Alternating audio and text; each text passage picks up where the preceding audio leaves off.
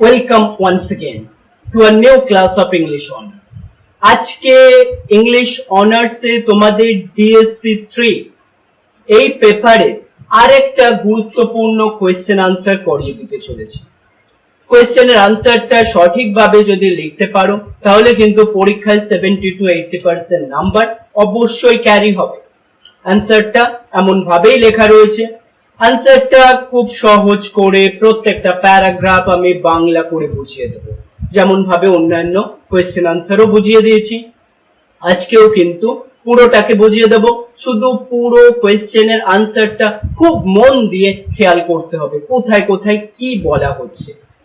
কোন কোয়েশ্চেনটা আলোচনা করব দেখে নাও। Analyse the use of dramatic irony in the merchant of Venice. Dramatic irony কি রয়েছে মার্চেন্ট অফ ভেনিসে সেটার বিষয় আজকের কোয়েশ্চেনের আনসারে আলোচনা করে নেব সঠিকভাবে। শুধু মন দিয়ে দেখতে হবে। তো দেখে নাও একবার কোয়েশ্চেনের আনসারটা। এটা হচ্ছে ফার্স্ট পেজ কোয়েশ্চেনের আনসারের এবং এটা সেকেন্ড পেজ। ঠিক আছে, তোমাদেরকেও একবার দেখিয়ে রাখি। এটা ফার্স্ট পেজ এবং এটা সেকেন্ড পেজ। এই কোয়েশ্চেনের আনসারটা আমাদের সঠিকভাবে বুঝে নিতে হবে। আর তোমরা যারা প্রথমবার আজকে চ্যানেলে ভিজিট করেছো তাদের উদ্দেশ্যে বলে রাখি, এই চ্যানেলে আমি ইংলিশ অনার্স রিলেটেড বিভিন্ন টপিকের ওপর ডিসকাস করতে থাকি। লেকচারগুলো অলরেডি প্রিভিয়াস লেকচার যেগুলো সেগুলো প্লেলিস্ট চেক করলে তোমরা দেখতে পাবে তোমার সেমিস্টারের জন্য কোন কোন লেকচারস গুলো এখনো রয়েছে। পুরো ক্লাসটা করো, তারপর যদি চ্যানেলটি ভ্যালুয়েবল মনে হয়, যদি মনে হয় ইংলিশ অনার্স এর ক্ষেত্রে তোমাকে এই চ্যানেল হেল্প করবে, অবশ্যই সাবস্ক্রাইব করে নিজের সঞ্চয় চ্যানেলটি রেখো। বন্ধু বান্ধবদের জানাতে একেবারেই ভুলো না। এবং তোমরা যদি কেউ আমার কাছে অনলাইন বা অফলাইন টিউশন নিতে চাও তাহলেও কিন্তু নিচে দেওয়া হোয়াটসঅ্যাপ নাম্বারে যোগাযোগ করো। I will help you. তাহলে আজকের question dramatic irony merchant of ভেনিসে চলো আলোচনা। Analyse the use of dramatic irony in the merchant of Venice. Merchant of ভেনিসে ড্রামাটিক আইরনি কিভাবে ব্যবহার করা হয়েছে সেটি সম্পর্কে এই কোয়েশ্চেনের আনসারে আমরা জানবো। তার পরবর্তীতে how does Shakespeare create tension and engage the audience through this technique. এই ড্রামাটিক আইরনির মাধ্যমে কিভাবে অডিয়েন্সকে তিনি আকর্ষিত করেছেন বা আমাদেরকে কিভাবে অ্যাট্রাক্ট করেছেন সেই বিষয়ে এই কোয়েশ্চেনের আনসারে আমরা জানবো। দেখো কোয়েশ্চেনের আনসার কিভাবে শুরু হয়েছে। ফার্স্ট প্যারাগ্রাফে কি বলা হচ্ছে, dramatic irony is a key literary device used by Shakespeare in the Merchant of Venice to create tension and engage the audience। কি বলা হচ্ছে, ড্রামাটিক আইরনি নাটকীয় ব্যঞ্জনা হলো একটি মূল সাহিত্য ডিভাইস যা শেক্সপিয়ার দ্য মার্চেন্ট অফ ভেনিসে উত্তেজনা সৃষ্টি করতে এবং দর্শকদের সংযুক্ত করতে ব্যবহার করেছেন। এই কৌশলটি জড়িত রয়েছে যেখানে দর্শকরা নাটকের চরিত্রগুলির যেখানে জ্ঞান যা বাড়ানো, উত্তেজনা এবং উদীয়মান নাটকের গভীরতা বোঝার জন্য পরিচালিত করে। নেক্সট প্যারাগ্রাফে দেখো আমরা কি দেখছি, one of the most prominent examples of dramatic irony in the play. কি বলা হচ্ছে, নাটকে নাটকীয় ব্যঞ্জনার সবচেয়ে বড় উদাহরণগুলির মধ্যে একটি হলো শাইলকের অ্যান্টোনিওর সাথে বন্ড। দর্শকরা শুরু থেকেই জানেন যে শাইলক ইচ্ছা করে অ্যান্টোনিওর থেকে তার হার্টের মাংসের 1 পাউন্ড আদায় করবে বলে এই বন্ডটি তৈরি করেন এবং যদি এই বন্ডটি ভঙ্গ হয় একটি সত্য যা অ্যান্টোনিওকে প্রাথমিকভাবে হালকাভাবে বাতিল করে। এই জ্ঞানটি একটি অগ্রগতির অনুভূতি তৈরি করে কারণ দর্শকরা অ্যান্টোনিওর অযৌক্তিকতার সম্ভাব্য পরিণতিকে প্রত্যাশা করে ফেলে। এখানে উত্তেজনা বাড়তে থাকে যখন অ্যান্টোনিওর জাহাজগুলি হারিয়ে গেছে বলে রিপোর্ট করা হয়, যা এই সম্ভাবনাকে আরো বাড়িয়ে তোলে যে তিনি ঋণ পরিশোধ করতে পারবেন না। এখানে নাটকীয় ব্যঞ্জনা আরো বেশি সমৃদ্ধ হয়। দর্শকদের শাইলকের আসল অভিপ্রায় সম্পর্কে সচেতন করে, যা অ্যান্টোনিও এবং বেসানিওর প্রাথমিক উদ্বেগের অভাবের এর সাথে তীব্র বৈপরীত্য সৃষ্টি করে। And next paragraph এ দেখো আমরা দেখছি এই another instance of dramatic irony, কি বলা হচ্ছে, নাটকীয় ব্যঞ্জনা, ড্রামাটিক আইরনির আরেকটি উদাহরণ পাওয়া যায় পোর্শিয়ার তরুণ আইনজীবী বালথাজারের ছদ্মবেশে আসার মাধ্যমে।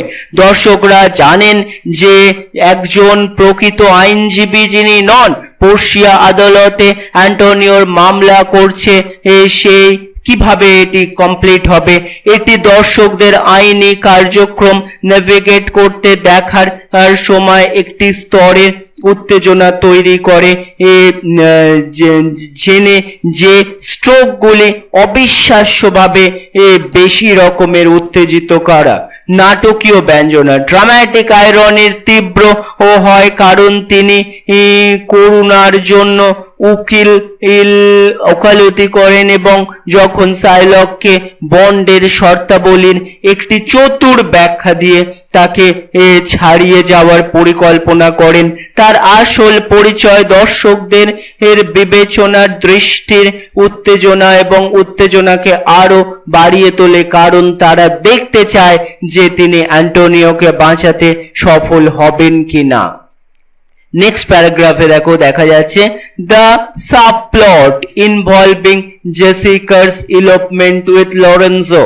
কি বলা হচ্ছে, জেসিকার লরেন্জোর সাথে ইলোপমেন্ট, পালিয়ে যাওয়া, এই সাবপ্লটটিও নাটকীয় ব্যঞ্জনা ড্রামাটিক আইরনির ব্যবহারকে সুপ্রতিষ্ঠিত করে।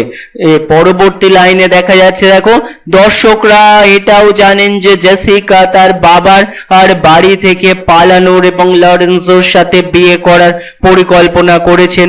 যখন শাইলক তার উদ্দেশ্যগুলি সম্পর্কে অবগত নন, এটি একটি প্রত্যাশার অনুভূতি এবং জেসিকার বিপর্যয়ের জন্য সহানুভূতি তৈরি করে, কারণ দর্শকরা তার গোপন এবং তার পরিকল্পনা আবিষ্কৃত ও হলে সম্ভাব্য পরিণতি সম্পর্কে সচেতন হয়ে ওঠেন। পরবর্তী লাইনে দেখো কি দেখা যাচ্ছে, শাইলক জেসিকার বিশ্বাসঘাতকতা সম্পর্কে অজ্ঞাত থাকে, তার হারিয়ে যাওয়া সম্পদ এবং মেয়ের জন্য বিলাপ করার সাথে সাথে এই ড্রামাটিক আইরনি আরো তীব্র হয়। দর্শকদের কাছ থেকে সহানুভূতি এবং ন্যায় বিচারের অনুভূতি উভয়কেই উদ্রেক করে। পরবর্তী স্ট্যান্জায় দেখো, dramatic irony is also used. কি বলা হচ্ছে, ড্রামাটিক আইরনি চেহারা বনাম বাস্তবতার থিমটিকে বাড়ানোর জন্যও ব্যবহৃত হয়। উদাহরণস্বরূপ, যখন বেসানিও সিসা ক্যাসকেটটি বেছে নেয়, তখন দর্শকরা এটা জানেন যে সঠিক পছন্দটি বাহ্যিক চেহারার চেয়ে অভ্যন্তরীণ মূল্যের ওপর ভিত্তি করে তৈরি হয়। একটি সত্য যা বরদের যারা হাজব্যান্ড পদপ্রার্থী এর কাছ থেকে লুকানো থাকে। এই জ্ঞানটি উত্তেজনাপূর্ণ মুহূর্ত তৈরি করে যখন বেসানিও তাকে পছন্দ করে। দর্শকরা তার জন্য অগভীরতার আর বাইরে দেখার এবং সিসার ক্যাসকেট দ্বারা প্রতিনিধিত্ব করা প্রকৃত মূল্যকে চিনতে আগ্রহী হয়।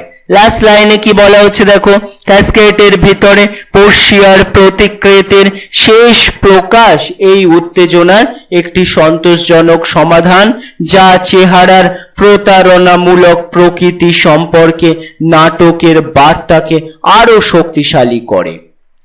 লাস্ট প্যারাগ্রাফ এবং কনক্লুডিং প্যারাগ্রাফে দেখো কি দেখা যাচ্ছে, in conclusion dramatic irony in the merchant of Venice is a powerful টুল।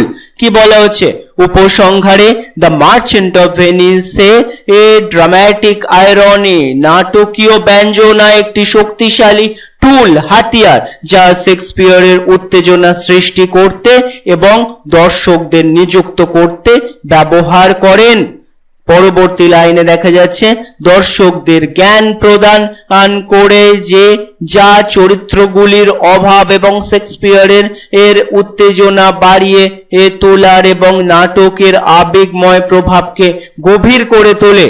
পরবর্তী লাইনে এই কৌশলটি দর্শকদের ফলাফলের সাথে বিনিয়োগ করে রাখে না, বরং এই ড্রামার বিষয়গত সমৃদ্ধিকে আরো বাড়িয়ে তোলে।